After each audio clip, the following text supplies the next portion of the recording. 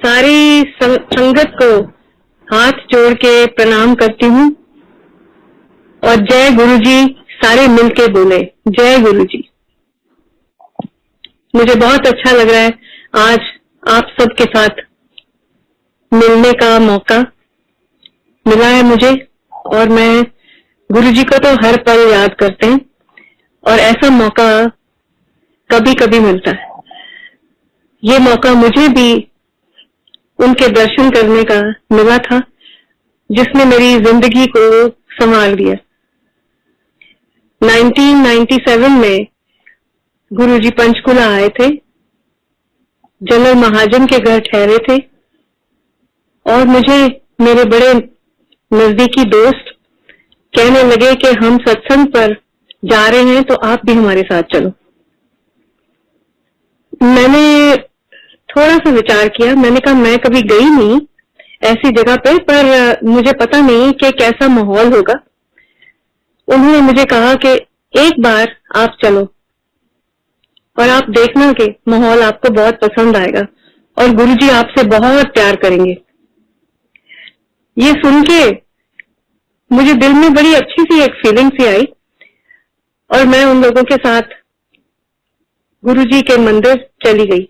General नहूजा के घर जब हम पहुंचे सेक्टर 2 पंचकुला में, तो वहां पे मंदिर में 100-150 लोग ऑलरेडी बैठे हुए थे और गुरुजी एक खूबसूरत सी चेयर के ऊपर आराम से बैठे हुए थे और बड़ा ही खूबसूरत उन्होंने एक कुर्ता पजामा, कुर्ता और लाचा पहना हुआ था और एक उनके मुंह पर एक मुस्कान सी थी। मैंने देखा जाके कि संगत को कैसे ये लोग गुरुजी के पास कैसे जाते हैं। मैं एक साइड पे खड़ी होके देख रही थी तो मुझे एकदम से ऐसे लगा कि जैसे गुरुजी किसी की तरफ इशारा कर रहे हैं कि अंदर आ जाओ। मैं अभी दरवाजे पे थी, मुझे लगा कि किसी की तरफ इशारा कर रहे हैं और उनको बुला रहे हैं। मैंने देखा कि और तो कोई खड़ा नहीं था, मैं खड़ी थी और मेरे 2-3 मित्र जो मेरे साथ गए थे वो मेरे पीछे थे। तो वो मुझे कहने लगे गुरुजी आपको बुला रहे। तो मैं बड़ी घबराई, थोड़ी नर्वस थी कि पहली बार सत्संग में आई हूँ और कैसे जाना होता है, कैसे यहाँ का माहौल कैसा होता है और कैसे सारे रिचुअल्स होते हैं। मैं सीधी गुरुजी की तरफ चलने लग पड़ी, अपने आप ही मेरे को जैसे कोई चीज खींचती चली जा रही थी और मैं उनके पास जाके खड़ी हो गई। मैंने देखा था कि एक मेरे से पहले एक आंटी वहां आके उन्होंने प्रणाम किया, गुरुजी के चरण स्पर्श किए और वो फिर जाके संगत में बैठ गई। मैंने भी माथा टेका जैसे हम गुरुद्वारे के बीच में माथा टेकते हैं। मैंने माथा टेका तो मैं उठने लगी तो गुरुजी ने मेरे को बोला, डॉली आंटी इधर बैठ जा। मैं बड़ी हैरान हुई कि गुरुजी को मेरा नाम कैसे पता है। तो वहां पे किसी ने शायद एक आवाज देके मुझे बुलाया भी था। मैं देख रही थी कि मुझे किसने बुलाया, मुझे पता नहीं लगा कि किसकी आवाज थी। पर मैं जाके गुरुजी के राइट साइड पे जाके थोड़ी सी जगह थी वहां जाके बैठ गई। तो गुरुजी ने कहा कि पहली बार आई है डॉली आंटी। मैं क्या हाँ जी गुरुजी। और मैं देख रही थी कि कोई यहाँ पे बात नहीं कर रहा, कोई ऐसा कोई डिस्कोर्सेस नहीं चल रहे, कोई गुरुजी कथा नहीं कर रहे, सारे चुपचाप बैठे हैं और बड़ा शांतमय सा माहौल है। अब पता नहीं क्या होने वाला है। तो मेरे को इशारे के साथ एक आंटी थे वहां पे जो गुरुजी के सीट के पीछे खड़े हुए थे और गुरुजी के कंधे वो अपने हाथों से दबा रहे थे। तो उन्होंने मुझे कहा कि डॉली आंटी आप ना इधर सामने आ जाओ, आप थोड़े पीछे हो, आप सामने आ जाओ। मैंने कहा नहीं नहीं मैं ठीक हूँ, मैं ठीक हूँ, थैंक यू। तो वो कहने लगे नहीं आप सामने आओ। जब मैं उठ के सामने आई तो एकदम से गुरुजी के साथ नजर मिली। तो वो कहने लगे कित्थों आए हो। मैंने कहा गुरुजी मैं पंचकुला ही रहनी है, मैं पंचकुला तो ही आई हूँ। अच्छा ते की कम की कर देने अंकल जी की कम कर देने। ते मैं बड़ी हैरान जी हुई कि पता नहीं ये पर्सनल सा सवाल गुरुजी ने पूछा है, मैं क्या बोलूं। मैंने कहा जी मेरे हस्बैंड कमल साहब ने फौजी ने जी, और इथों चंडी मंदिर तो ही रिटायर हुए ने जी, तो हम असं पंचकुला ही रहने हैं, तो मैं पंचकुला तो ही आई हूँ जी 12 सेक्टर तो। कहने में अच्छा तो कौन लेके आया। मैं क्या मेरे बहुत अच्छे मित्र ने जी सरदार प्रितपाल सिंह जी, ते अच्छा सिद्धू साहब ते बराड़ साहब। मैं क्या हाँ जी, ते कहते ने अच्छा वो बैठे ने उत्थे पिछे। मैं क्या हाँ जी वो भी आए ने। ते मैं चुप करके बैठी रही, ते कहने लगे अच्छा डॉली आंटी लंगर खा के जाना। मैंने नहीं सी पता कि लंगर कहाँ पे है, कब मिलेगा और कब कौन सी जगह पे जाना पड़ेगा। यहाँ तो एक बड़ा सारा हॉल है और लंगर पता नहीं कहाँ पे सर्व होगा। खैर मैं इधर उधर देखने लगी कि शायद प्रितपाल और मेरे दोस्त जसपाल सिद्धू ये बताएंगे मुझे आके कि क्या करना है। मैं चुप करके बैठी रही। गुरुजी को लगा कि मैं थोड़ी सी परेशान हूँ। उन्होंने मुझे कहा कि तुसी इस तरह करो, तुसी चाह दा प्रसाद लो। तो वो 2 लेडीज उठी वहां से और मैं उनको किसी को जानती नहीं थी यहाँ पे। मुझे लगा कि शायद चाय की सेवा करनी है तो शायद खुद उठ के जाना है, कोई रसोई घर है या कुछ ऐसे है। तो मैं उठ के उनके साथ खड़ी हो गई। मैंने कहा मैं हेल्प करूं, तो कहने लगी नहीं असी अपने आप करांगे, तुसी बैठो। तो झट ट्रेस के बीच में चाय आ गई और कितने सारे ग्लासेस के बीच में सबको चाय सर्व हो रही थी। सर्दियों के दिन थे, तो सबने चाय पी और फिर सारे बैठ गए। फिर 1-2 लोग आए अंदर और उन्होंने आके गुरुजी को प्रणाम किया, चरण स्पर्श किया और कहने लगे हम लुधियाना से आए हैं। तो गुरुजी ने उनका नाम लिया और बोला कि बैठो बैठो आओ बैठो। तो वो लड्डुओं के डब्बे लेके आए थे। उनके घर में कोई बेटा पैदा हुआ था, तो वो खुशी मना रहे थे और उन्होंने लड्डू गुरुजी के आगे रखे। तो गुरुजी ने वो प्रसाद सबको बांटने के लिए वो लड्डू का डब्बा खोला और एक एक जने को प्रसाद देने लगे। तो मेरे पे ही आगे हाथ पे प्रसाद रखा और सब लोग उठ उठ के जा रहे थे प्रसाद लेने के लिए, तो मैं भी उठ के चली गई। तो गुरुजी कहने लगे डॉली आंटी बैठ जाओ, हाले जाना नहीं है। उन्होंने सोचा कि मेरे को ऐसे लगा कि वो सोच रहे हैं कि मैं प्रसाद ले लिया है अब, तो अब जाना है। कहने लगे नहीं अभी जाना नहीं, अभी लंगर खा के जाना। तो मेरे साथ जो एक आंटी बैठे हुए थे उन्होंने मुझे कहा कि प्रसाद ये नहीं है, प्रसाद लंगर को कहते हैं, जो लंगर बाद में बकायदा हम लंगर सारे मिलके खाएंगे, तो अभी मत जाना। खैर मैं फिर बैठ गई। आधे घंटे पौने घंटे के बाद एक लेडी और उठे। उन्होंने कहा जी गुरुजी लंगर उन्होंने ਕੰਨ ਦੇ ਵਿੱਚ ਕਿਹਾ ਗੁਰੂ ਜੀ ਨੂੰ ਕਿ ਲੰਗਰ ਤਿਆਰ ਹੋ ਗਿਆ ਤੇ सत्संग ਦੇ ਵਿੱਚ सारे लोगों ਨੂੰ अनाउंसमेंट दे कर रही हूं मैं। तो गुरुजी ने कहा हाँ सारे। तो गुरुजी ने कुछ नहीं बोला, उनको ऐसे सिर हिला के इशारा किया, ओके ओके का इशारा, और वो उठ के खड़े हो गए अपने चेयर पे और आगे चल के ड्राइंग रूम से बाहर निकल गए। तो मैंने सोचा शायद गुरुजी अब चले गए और अब यहाँ पे हॉल में शायद लंगर सर्व होगा जैसे गुरुद्वारे में होता है। तो सबने इशारा किया नहीं, लंगर पीछे होता है बैक साइड पे, बैकयार्ड के बीच में। तो सारे उठ के उधर जाने लग गए। वहां पे बकायदा सबको थालियों के बीच में लंगर, और इतना स्वाद लंगर था वो कि मुझे ऐसे लगा कि मैं किसी गुरुद्वारे में आई हूँ, क्योंकि गुरुद्वारे का लंगर भी बहुत स्वाद होता है। एक दाल थी, चपाती थी और चटनी थी साथ में, बहुत ही टेस्टी, और साथ में सबको पानी का प्रसाद भी मिल रहा था। सबने अपना अपना प्लेट थाली खाई और थाली को जाके और वॉश करके वहां रख दिया। मुझे लगा कि बड़ा ही सिस्टमैटिक सा सबका बिहेवियर है और बड़ा अच्छा लगा मुझे। और मैं लंगर खा के फिर गुरुजी को ढूंढने लगे कि अब पता नहीं वो कहाँ चले गए, पर गुरुजी उस वक्त फिर नजर नहीं आए। पता लगा कि वो अपने कमरे में चले गए।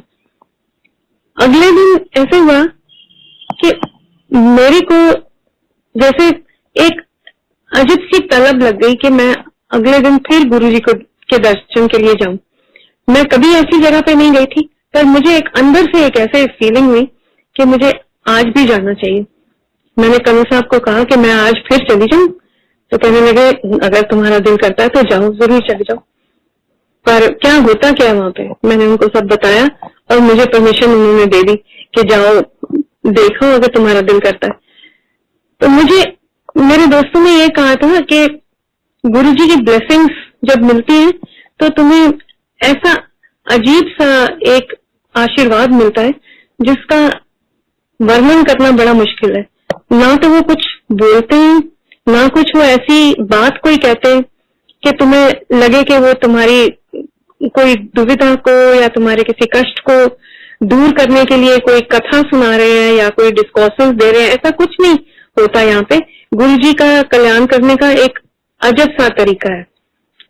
तो उससे पहले मैं अपने बेटे को, मेरा बड़ा बेटा रूमेटॉइड आर्थराइटिस के साथ बीमार हो गया था, तो मैं उसको कनाडा अमेरिका ट्रीटमेंट कराने के लिए लेके गई थी। काफी कष्ट उसने सहा था, तो मेरे मन में था कि किसी तरह मेरा बेटा ठीक हो जाए। ये बात मेरे दोस्तों को भी पता थी कि मेरे मन में एक बहुत अशांति है इस बारे में कि मेरा बेटा ठीक से चल नहीं सकता, आर्थराइटिस हो गया उसको, इतने छोटे से बच्चे को 9 साल की उम्र में बुखार हो गया था और अब वो 15-16 साल का हो गया है, तो कैसे जिंदगी कैसे होगी। तो मेरे दोस्तों को मेरी ये प्रॉब्लम पता थी। उन्होंने कहा कि एक बार गुरुजी से आशीर्वाद लो, हो सकता है उनका प्रताप हो और उनका कोई ऐसा करिश्मा हो जाए कि तेरे बेटे को आशीर्वाद मिल जाए। सो माँ की ममता जाग जाती है उस वक्त कोई ऐसी बात बोले। मैंने कई और तरीके इस्तेमाल भी किए थे, कई डॉक्टर बदले थे, कई अस्पतालों के बीच में इलाज करवाया था, पर मेरा मन फिर भी अशांत था क्योंकि अपने बेटे को तकलीफ में देख के मुझे बिल्कुल अच्छा नहीं लगता था। किसी तरह उसका रोग ठीक हो जाए और वो चलता फिरता नजर आए। तो गुरुजी के पास आने का ये कारण बन गया कि मुझे लगा कि गुरुजी मुझे आशीर्वाद देंगे और मेरा बेटा ठीक हो जाएगा, तो मैं उसके लिए कुछ भी करने को तैयार हूँ। अगले दिन जब मैं गुरुजी के मंदिर में पहुंची तो गुरुजी अभी ड्राइंग रूम में बैठे ही नहीं थे, बाहर ही मिल गए। वो बाहर संगत के साथ बातें कर रहे थे किसी के साथ और वहां ही टहल रहे थे। जब मैं गई तो मैंने प्रणाम किया, चरण स्पर्श किया गुरुजी को और मैं कुछ बोल नहीं पाई, मुझे बोलने का कोई तरीका भी नहीं पता था कि यहाँ कैसे बोला जाता है। तो गुरुजी कहने लगे डॉली आंटी आ गई? मैं क्या हाँ जी गुरुजी। तो कहने में आओ अंदर बैठो। तो मेरे साथ साथ ही गुरुजी आगे मुझे ले गए, आगे आप चलने लगे, मैं उनके पीछे पीछे चलने लगी। तो मुझे बिल्कुल अपने पास तक कुर्सी तक ले गए जहाँ पे और लोग ऑलरेडी बैठे हुए थे। तो मुझे अपने साइड पे लेफ्ट साइड में बिठा लिया और कहने लगे कि अंकल जी नहीं आए? मैं क्या नहीं कनू साहब तो नहीं आए गुरुजी। तो कहने कोई गल नहीं फौजी भी आ जाएंगे। तो कहने लगे कि जनरल महाजन भी फौजी ने, उन्होंने घर है ते मैंने नहीं सी पता कि ए किदा घर है। तो उस दिन गुरुजी ने मुझे कहा डॉली आंटी कोई गाना सुना दे। मैं उस दिन और भी हैरान हो गई कि गुरुजी को कैसे मालूम है कि मैं गाना गाती हूँ। तो कहने लगे कि मेरे को एकदम से मैं थोड़ी नर्वस हो गई कि मंदिर का माहौल है और यहाँ पे मैं क्या गाऊं, और मैं कोई भजन गाऊं कि मैं कोई शब्द गाऊं, क्या गाऊं। तो गुरुजी आगे से कहते हैं तू ना कोई पंजाबी गीत सुना दे। मैं बहुत हैरान हुई, मैं गुरुजी की तरफ देखने लगी और मेरे मुंह से एकदम निकला हो गुरुजी पंजाबी गीत। तो कहने लगे हाँ पंजाबी गीत लौंग गवाचा गा दे। तो मैं बड़ी हैरान हुई, मैंने कहा पता नहीं गुरुजी क्या बात कर रहे हैं, मेरा कहीं मजाक तो नहीं उड़ा रहे। तो एक आंटी थे वहां पे, उन्होंने कहा कि नहीं गुरुजी सब सुन लेंगे ने, गुरुजी जो कहते ने वही भजन कीर्तन बन जाता है और असि सारे बहुत एंजॉय करांगे। डॉली तो बेझिझक होके गा। तो एक आंटी फटाफट एक ढोलक निकाल के ले आए, मेरे हाथ में ढोलक पकड़ा दी। मैंने ढोलक अपने आगे रख के मैंने लौंग गवाचा पूरा गाना गाया और गुरुजी ने मेरे को बोला कि तू ना बस गांधी रह, तू बस गांधी रह डॉली आंटी। मैं क्या थैंक यू गुरुजी, तुसी मैनू क्या है गान नू ते मैं बहुत खुश हो गई क्योंकि मैंने गाना बहुत अच्छा लगता है। कोई गाने वास्ते कहे तो मेरे को तो रुकिया ही नहीं जाता, कहने ने नहीं तू रुकना ही नहीं, तू गाँदी रहना। उसके बाद मैं थोड़ी देर के बाद लंगर का टाइम हो गया, असि लंगर खाया और सारे इधर उधर हो गए। हम एक दिन दे विच ही ऐसा माहौल कुछ बन गया, मैंने समझ ही नहीं आया कि ए लोग मेरे ना वाकिफ होंगे भी मेरे सारे वाकिफ बन गए और ऐसे लगा कि जैसे सारे ही दोस्त हैं, हम लोग सब एक ही थॉट के और एक ही फीलिंग के साथ गुरु जी के पास आए हुए हैं उनसे आशीर्वाद लेने के लिए। तो हमारा सबका मन एक जैसा था, इमोशनली बाउंड होते हैं जैसे, और सारे मेरे दोस्त बन गए, सारे अंकल, सारे आंटियां, सारे बच्चे। और मुझे बिल्कुल ऐसे लगा ही नहीं कि मैं सिर्फ आज मेरा सेकंड डे है। फिर एक महीना गुरुजी जनरल आहूजा के घर रहे।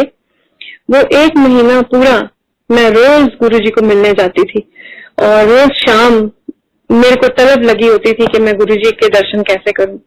और जिस दिन कभी मैं ना जा पाती तो गुरुजी, हैरानगी की बात यह है कि 10-15 दिन बाद मैं गुरुजी के साथ इतनी फ्री हो गई कि गुरुजी मेरे को टेलीफोन कर देते थे, डॉली आंटी की गल है तू आई नहीं।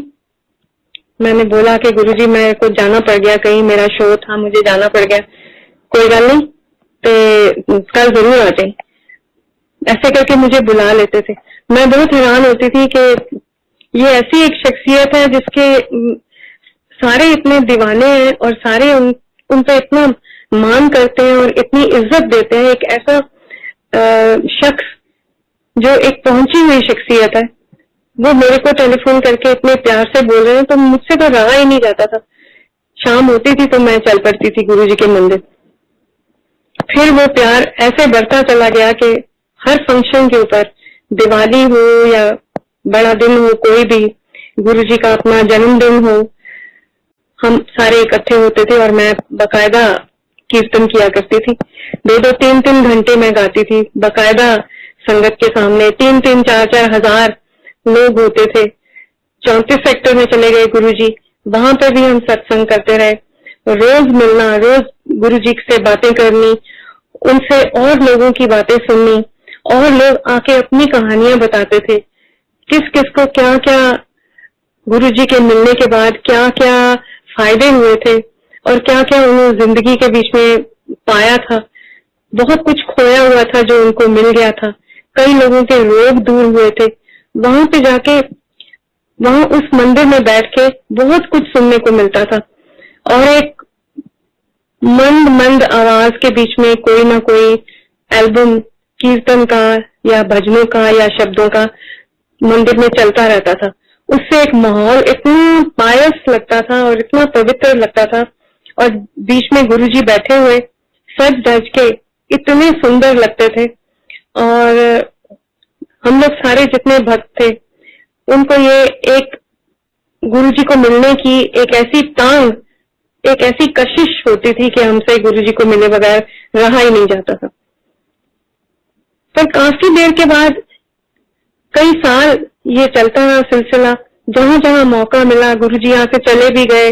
गुरुजी हमको अपने साथ अपने गांव भी ले गए और जहां जहां गुरुजी ने कहना, हम सारे लोग जितने गुरुजी के भक्त थे, गुरुजी के दीवाने थे, हम साथ जाते।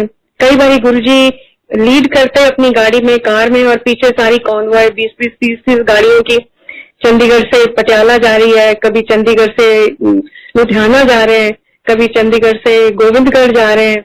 ऐसे हम लोग सारे इकट्ठे हो के अलग अलग जगह पे गुरुजी के साथ जाते थे।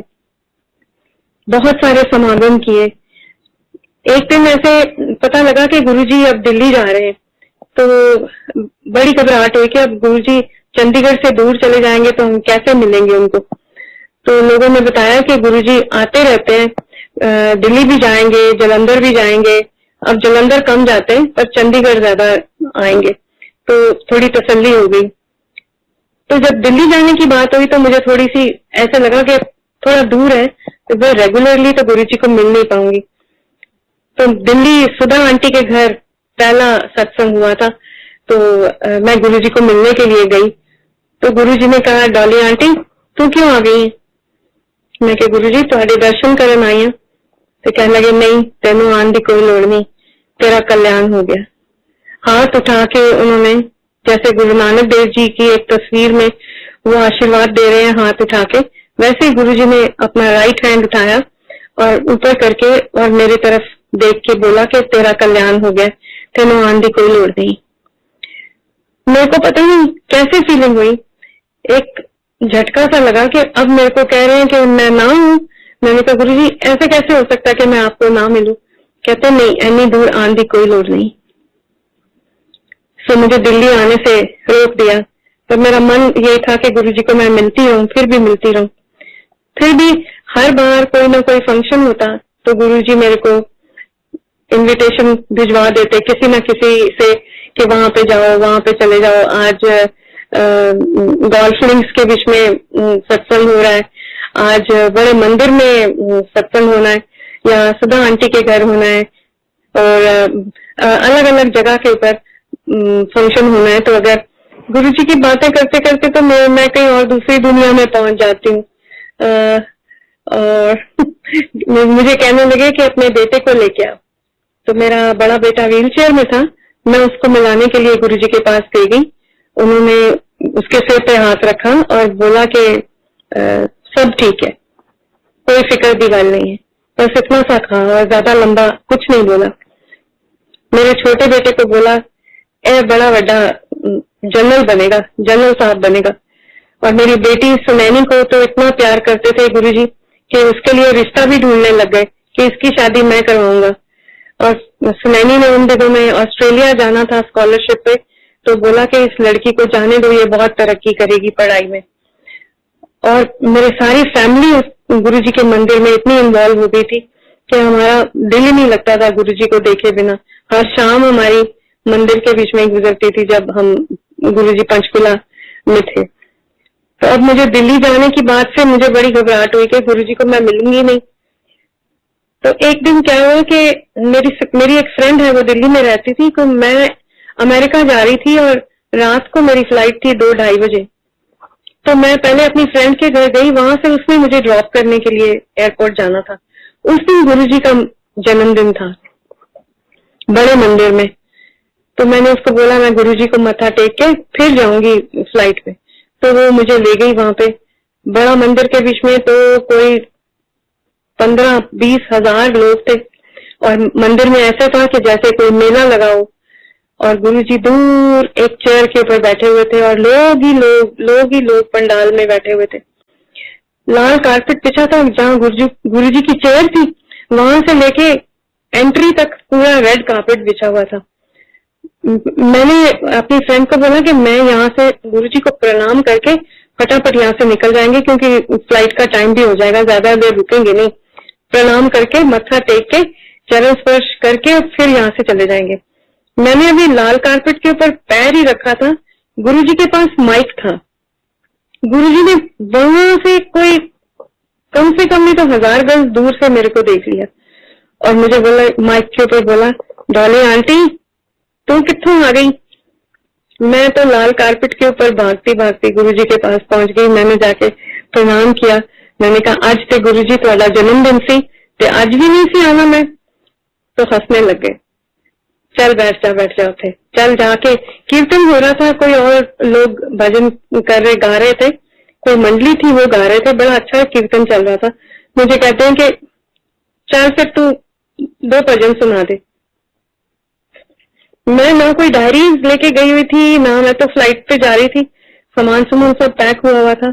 मेरे हाथ में सिर्फ मेरा एक छोटा सा पर्स था, कुछ भी नहीं था मेरे पास, कोई गाने की डायरी नहीं थी, कुछ नहीं। तो गुरुजी ने मुझे बोला तू जरा भजन मेरे तो लिखिया सी ना वो गा दे।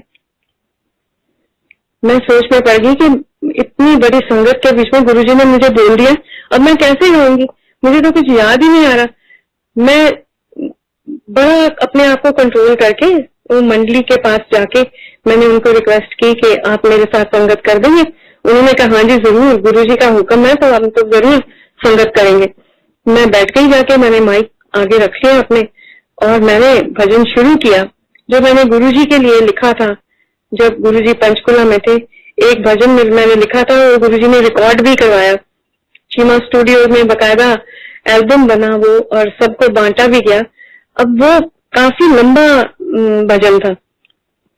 मैं सोचने लगी पता नहीं मुझे कितना याद आएगा, पर पता नहीं क्या करिश्मा हुआ, गुरु जी का आशीर्वाद था वो कि क्या था वो, ऐसा कोई वेव आई मेरे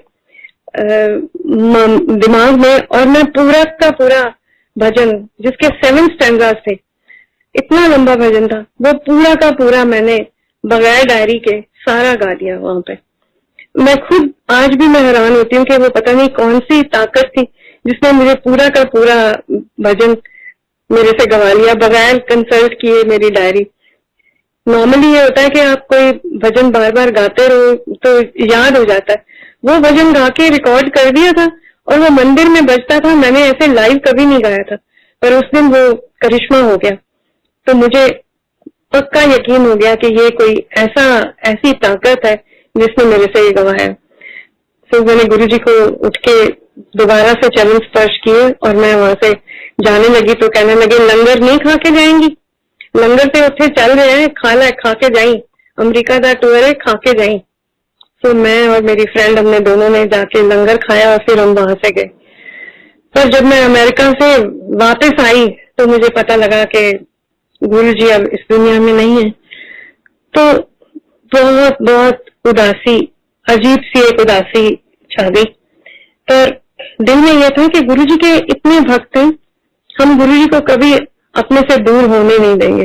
वो हमारे मन में बसते हैं, हमारे घर में बसते हैं, हमारे हर जगह, हमारे घरों के बीच में, हमारी बातों के बीच में वो हमेशा हमेशा हमारे साथ है। मैं दुनिया में जहां जहां भी गई हूँ मैंने गुरुजी के भक्त देखे हैं, गुरुजी के भक्तों को मिली हूँ। पिछले साल मैं न्यू जर्सी गई थी, वहां पे भी मैं सत्संग करके आई। इतना अच्छा वहां पे माहौल था। उन्होंने बहुत ही बढ़िया न्यू जर्सी के बीच में अरेंजमेंट किया था और गुरुजी के भक्त इतने डेडिकेटेड और इतना सुंदर जगह उन्होंने बनाई हुई थी, इतना सुंदर सजावट की हुई थी। ऐसे ही लगा कि गुरुजी सामने बैठे। एक लाइफ साइज की बड़ी तस्वीर गुरुजी की लगाई थी, सुंदर पोशाक पहन के वो बैठे हुए थे और ऐसा ही लग रहा था कि जैसे वो हमारे सामने बैठे। तो गुरुजी का एक ऐसा ऑरा था, जो एक बार गुरुजी का भक्त बन जाता था वो कभी भी उनसे दूर नहीं जा पाता। उनकी कोई ऐसी शख्सियत ही ऐसी थी, कोई ऐसी बात नहीं थी कि उनके बीच में कोई आम जैसे गुरु होते हैं वो कुछ ना कुछ मांग लेते हैं या कुछ ऐसे दान करो या ऐसे करना है ऐसे। यहाँ पे कुछ माहौल ही कुछ और था। यहाँ पे सिर्फ सेवा ही सेवा थी और मुझे ऐसे यकीन हो गया था कि गुरुजी जिसका मन सच्चा है और गुरुजी को सच्चे मन से जो प्यार करता है उसको गुरुजी का आशीर्वाद मिलता ही मिलता है। तो गुरुजी के आशीर्वाद से मैं जब से गुरुजी से मिली थी तब से मेरे प्रोफेशनल कैरियर में ग्राफ मेरा ऊपर ऊपर ऊपर ही जाता गया और मैं यही समझती हूँ कि मुझे उनका आशीर्वाद मिला था। मेरे बच्चों को, मेरे परिवार को, मेरा बेटा जो बीमार था उसने बहुत अच्छी पढ़ाई करके बहुत अच्छी जॉब की, छोटे बेटे ने उससे भी अच्छी तरक्की की, सुनैनी की शादी हो गई, बड़े अच्छे घर में, बहुत खुश है और सारे परिवार को उनका आशीर्वाद मिला था। और मुझे बस उन्होंने यही कहा था कि तू गांधी रह, जितनी देर तू गांधी रहेंगी तेरा कल्याण होता रहेगा। और ये बात मेरे को उनकी इतनी ज्यादा मेरे मन के बीच में घर कर गई कि मैं कभी बीमार भी हो जाती हूँ तो मन उदास हो जाता है तो मैं कई बार कह देती हूँ बस अब नहीं मैं गाऊंगी। फिर मुझे गुरुजी की याद आ जाती है कि गुरुजी ने कहा था तू गाई जा, बस तू गाई जा। जब मिलना मेरे से गीत सुनने, पंजाबी गीत सुनने, यहाँ तक कि मैं माँ को भी एक बार ले गई। मेरी माँ इतनी मशहूर पंजाबी लोक सिंगर, और मैंने उनको बोला कि मैं गुरुजी को मिलती हूँ, मामा आप मेरे साथ चलोगे? उन्होंने कहा कि तेरी श्रद्धा है इतनी तो चल मैं भी तेरे साथ चलती हूँ। जब मामा वहां गई तो गुरुजी ने इतना प्यार दिखाया। गुरुजी ने अपना कुर्ता स्पेशली मामा को दान गिफ्ट दिया, मामा की झोली में रखा और बोला कि अपनी बेटी को हुन गान दो, हुन एन डॉली गाएगी। तो मामा ऑलरेडी ओल्ड हो चुकी थी, बट उन्होंने कहा कि गुरुजी मैं तो हाले भी गानी हूं। कहते हाँ तू बड़ा गा लिया, हूं डॉली नु गान दे। तो मुझे शर्म सी आ गई कि गुरुजी क्या बोल रहे हैं, माँ को बोल रहे हैं तू बस कर, हूं तो डॉली नु गान दे। तो हम सारे हंसने लग गए। तो कहते नहीं अच्छा इस तरह कर दे, दिवाली पे दोनों मामा तिया गाएंगे। तो सुनैनी कहने लगी गुरुजी मैं नहीं गाऊंगी। कहते हाँ तू ही गा ली। तो हमने सब तीनों ने मिलके, मेरी माँ, मेरी बेटी और मैं, हम तीनों ने मिलके गुरुजी के मंदिर में दिवाली के ऊपर मिलके गाया। और गुरुजी ने माँ के मशहूर गाने सुने। और भक्ति संगीत तो थोड़ा बहुत हुआ पर लोकगीत ज्यादा हुए। तो आज तक जब भी कभी गुरुजी का सत्संग होता है, कहीं पे भी दुनिया में मैं जहां जहां पे भी गई हूँ, सत्संग में गई हूँ, तो मैं वहां पे गुरुजी के ऊपर लिखे हुए भजन के अलावा लोकगीत जरूर गाती हूँ। तो गुरुजी को बहुत अच्छे लगते थे। तो गुरुजी तो हमारे ऐसा लगता है रग रग में बसे हुए हैं। मेरे घर में हर जगह पर गुरुजी की तस्वीर कहीं ना कहीं पड़ी मिल जाती है, जो देख के ऐसा लगता है जैसे वो सामने ही बैठे। ऐसे तो कभी लगा ही नहीं कि वो है नहीं। तो हमने बहुत अच्छा टाइम गुरुजी के साथ गुजारा है। लोगों की बातें सुनने में कई बार बड़ी हैरानगी भी होती थी कि कैसे कैसे लोग परेशान हुए गुरुजी के पास आते थे कि डॉक्टरों ने मना कर दिया है कि अब इनका इलाज नहीं हो सकता। गुरुजी ने इधर बैठे ही उनके लिए मेडिटेशन करनी और उनको ठीक कर लेना। और डॉक्टर हैरान हो जाते थे कि ये कैसे हो गया, ये कौन सा करिश्मा है कि वो सारी तुम्हारा दुख दर्द सारा वो अपने ऊपर ले लेते थे और हमारा दुख दर्द दूर कर देते थे। ये एक बहुत बड़ी उनकी एक, क्या बोलूं, ये तो एक ऐसा कोई उनके बीच में उनको एक वरदान मिला हुआ था रब से। ऐसा लगता है कि वो रब के कोई भेजे हुए पीर थे जो हमारे पास आए थे और हम सबको आशीर्वाद देके गए। तो सत्संग करते हुए जो लोग बैठे होते हैं सारे एक दूसरे की तरफ देख रहे होते हैं कि ये कहां से वेव्स आ रही हैं जो सबको इन्वॉल्व करके जिसमें बांधा हुआ है। कोई उठना ही नहीं चाहता। जब गुरुजी की बात हो रही होती है, कोई सत्संग कर रहा होता है, अपनी कहानी सुना रहा होता है, बैठ के सब इतने ध्यान से उसकी बात सुनते हैं। ऐसे ही लगता है कि जैसे ना उनकी वाइब्स जो है उनमें से वेव्स निकल रही हैं और वो हमारे तक पहुंच रही हैं। तो जब मैंने अमेरिका जाके सत्संग किया तो सारे मेरी बातें सुनने के लिए इतने ज्यादा उत्सुक थे। मेरा दिल करे कि मैं अपना पूरा दिल की बातें इन लोगों के साथ शेयर करूं कि इन लोगों ने तो गुरुजी को देखा नहीं है, हमने तो गुरुजी को चरण स्पर्श किए, गुरुजी के साथ बैठ के लंगर खाया, गुरुजी के साथ कार में बैठ के सफर किया हुआ है और गुरुजी की छो हाथ मिली हुई है, गुरुजी के हाथ का आशीर्वाद मिला हुआ है। तो बड़ा दिल करता था कि सबको बताएं कि वो एक रब दे भेजे हुए बंदे सन जो हमारे लिए आए थे इस दुनिया में लोगों का भला करने के लिए। आप मेडिटेशन करके लोगों का भला करते थे। तो मुझे बातें करते करते इमोशनल हो जाती हूँ मैं कि मुझे उनका आशीर्वाद मिला और मैं एक बिल्कुल ऑर्डिनरी हाउसवाइफ से एक मशहूर सिंगर बन गई, जो मुझे लगता है गुरुजी की मेहर के साथ हुआ। 1997 में मैं गुरुजी को मिली थी और 99 में मेरा पहला मशहूर एल्बम जो हुआ अम्बरसरे दे पापड़, वो गुरुजी को मिलने के बाद हुआ था। उसके बाद आई नेवर लुक बैक। तो मेरी दिन ब दिन तरक्की हुई और मुझे हर सांस यही लगता था कि मुझे आशीर्वाद अपने गुरु का मिला है, वो गुरु जो हमेशा मेरे मन में रहते हैं। ये किसी को बताया नहीं जा सकता कि तुम्हारे मन में क्या श्रद्धा है। एक डिवोशन जो होती है ये तुम किसी के साथ शेयर नहीं कर सकते, ये कोई दिखावा नहीं है, ये अंदर से आती है फीलिंग। और जब अंदर से फीलिंग किसी के साथ ऐसी डेडिकेशन की हो जाए, एक सिंसियर डेडिकेशन, तो आप बिल्कुल अपने आप को रोक नहीं सकते उस शख्स के साथ, उस गुरु के साथ प्यार करने को। कई बार ऐसे होता था कि गुरुजी को मिलके आते थे तो गुरुजी के चरणों के स्पर्श के बाद एक खास खुशबू जो आती है, जिन लोगों ने गुरुजी के दर्शन किए हैं, गुरुजी के मंदिर गए हैं, उनको पता होगा एक खास वहां पे भीनी भीनी खुशबू होती है।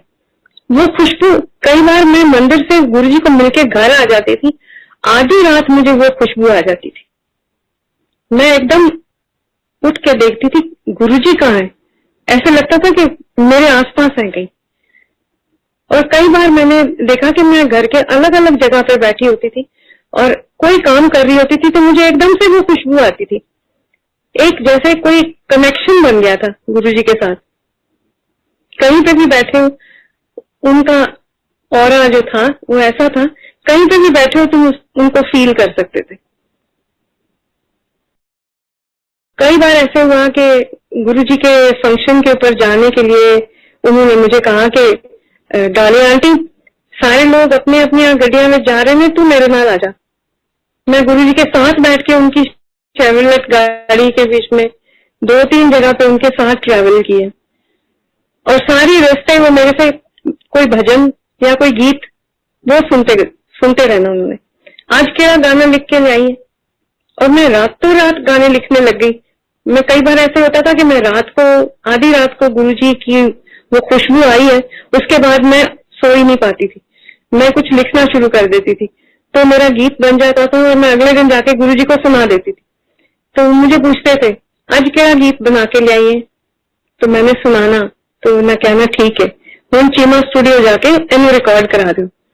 और गुरुजी ने एल्बम बनवाए और सारे संगत में वो बांटे गए, कई 2-4 हजार शायद एल्बम चीमा बाजी ने बना के दिए थे। और आज भी वो जब मंदिर में बजते हैं कि मेरे गुरु जी और कोई ना सदके जा मैं वारी जाऊं, एक ये गीत मैंने लिखा था और एक लिखा था जेड़ा गुरु चरना विच आया ते ओदा बेड़ा पार लग्या। ए शब्द जो मैंने लिखा था ये तो रातों रात मैंने लिखा और अगले दिन जाके गुरुजी को सुनाया जब, तो सारी संगत ने मुझे इतना प्यार किया। एक एक जने ने आके मेरे हाथ चूमे, किसी ने मेरे को किस किया मेरे मुंह पे, किसी ने मुझे सिर पे प्यार दिया जो बड़े थे। और गुरुजी ने क्या डॉली आंटी का जरा गीत है ए गीत ही है ना, मैं क्या हाँ जी गुरुजी गीत है, टोले ते लिखा हुआ गीत है ते ए गीत ते सारे में याद होना चाहिए। तो जब चीमा पाजी बना के हमने रिकॉर्डिंग की, मैंने और मेरी बेटी ने जाके स्टूडियो में रिकॉर्डिंग की, तो एल्बम फटाफट 1 हफ्ते में एल्बम तैयार हो गया था।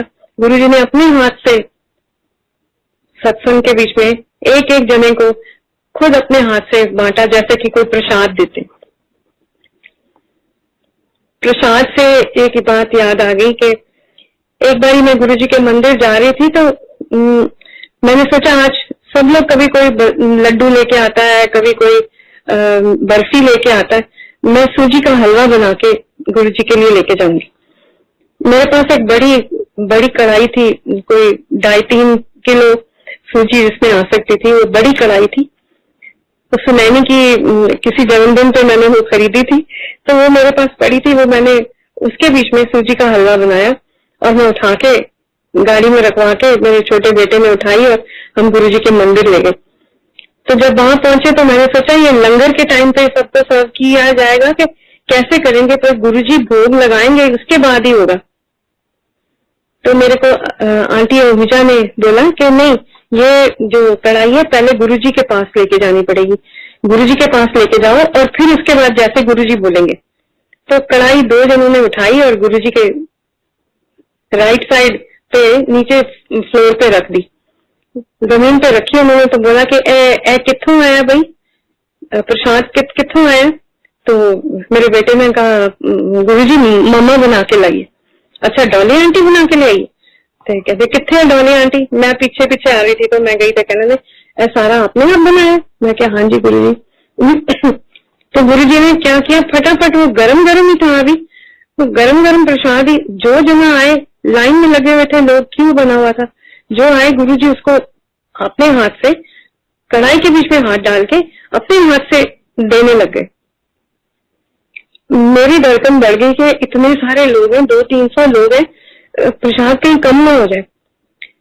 पर आप हैरान हो गए सुन के कि प्रसाद कम हुआ ही नहीं। जितने लोग आए सब ने प्रसाद खाया और गुरुजी इतना भर भर के हाथ से दे रहे थे कि मैं घबरा रही थी, पर प्रसाद फिर भी सबको पूरा आया।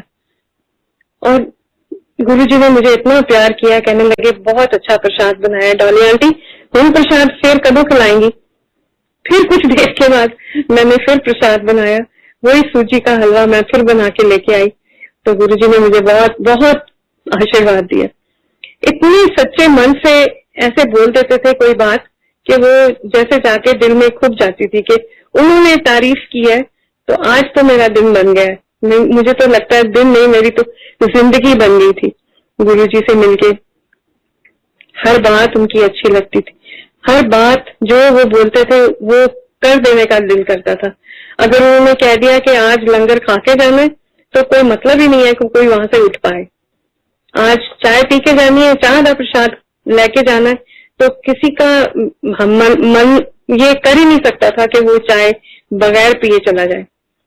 कई डायबिटीज के पेशेंट्स को गुरुजी ने ठीक किया, कई कैंसर के पेशेंट्स को ठीक किया अपनी मेडिटेशन के साथ। कोई दवाई नहीं दी, कोई ऐसा इलाज या टोटका नहीं दिया। हाँ, पर एक बात जरूर होती थी कि गुरुजी कोई गुरबानी में से कोई श्लोक जरूर बताते थे। मेरे को शुरू में गुरुजी ने बोला पाठ करनी है, मैं क्या हाँ जी गुरुजी मैंने पाठ का बहुत शौक है। मैं बचपन तो गुरबानी नाल बड़ी जुड़ी रहनी है क्योंकि मेरी माँ बहुत पाठ करती थी। तो कहने लगे अच्छा तू भी पाठ से ए श्लोक ए वाला शब्द गाया कर। मैं क्या दसो गुरुजी। मैं दसिया मैनू, फिर कर बैसो हर जन प्यारे सतगुर तुमरे काज संवारे। बहुत गुरबानी दे विच बड़ा मशहूर शब्द है।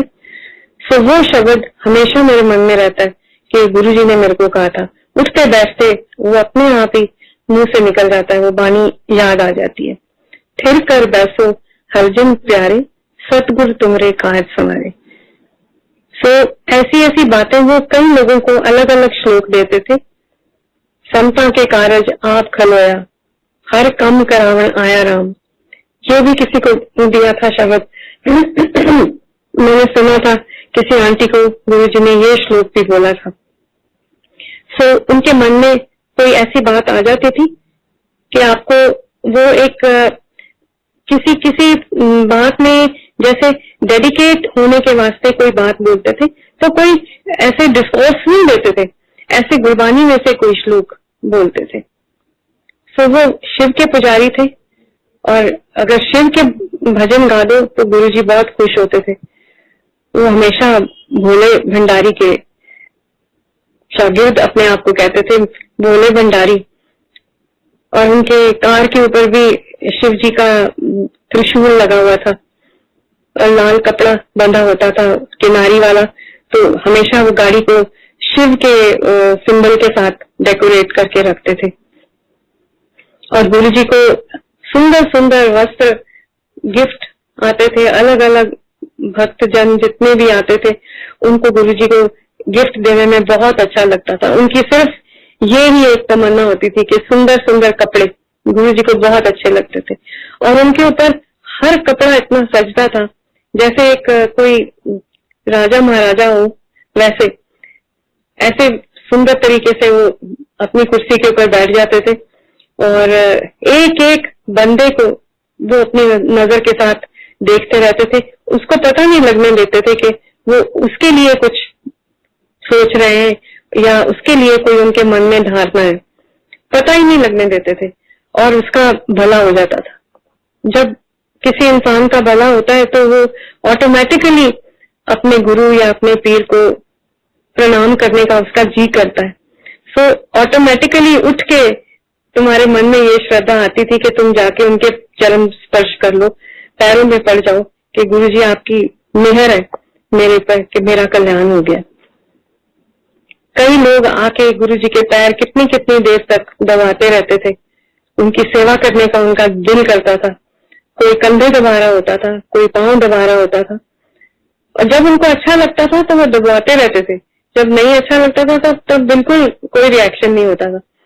बोलते थे आराम से जाके बैठ जाओ, फलानी आंटी उत्थे बैठ जाओ, फलाने अंकल तुसी उत्थे बैठ जाओ, पास नहीं आने देते थे, पर जब उनका मन होता था तो दबवा लेते थे। ऐसे लोग दुनिया में कम आते हैं जो लोगों का भला करने के लिए आते हैं, वो कोई रब के भेजे बंदे होते हैं। सो लाख लाख प्रणाम। हमारे प्यारे गुरुजी हमेशा हमारे मन में रहेंगे जब तक हम जिंदा है। मेरे मन की तो यही श्रद्धा है, और मैं सारे अपने सत्संग में आए हुए भक्तों को बोलूंगी कि गुरुजी के लिए कभी मन में द्वेष न रखें। वो एक बहुत सच्चे और सुच्चे इंसान रब के भेजे हुए थे। जय गुरुजी।